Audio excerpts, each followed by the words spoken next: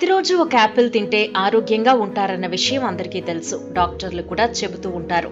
రోజుకో యాపిల్ తింటే అనారోగ్య సమస్యలకు డాక్టర్కు దూరంగా ఉండొచ్చు.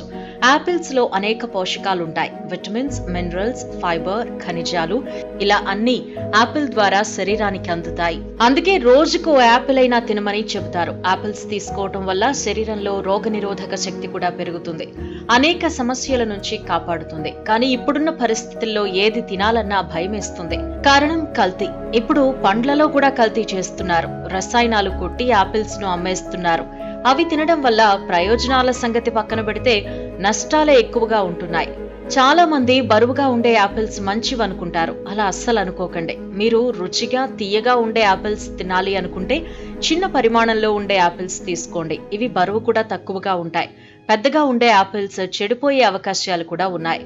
సాధారణంగా యాపిల్స్ లేత పసుపు, ఎరుపు, ఆకుపచ్చ రంగుల్లోనే ఎక్కువగా లభ్యమవుతాయి. కానీ ఎర్రగా ఉండే యాపిల్స్ చాలా మంచివనుకుంటారు.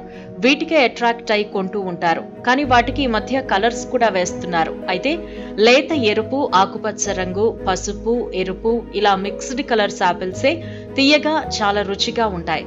పూర్తిగా ఆకుపచ్చ రంగులో ఉండే యాపిల్స్ మాత్రం పుల్లగా ఉంటాయి.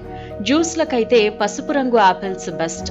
యాపిల్స్ నుంచి సువాసన ఎక్కువగా వస్తుంటే అవి చాలా తీయగా ఉండే పండ్లని తెలుసుకోండి.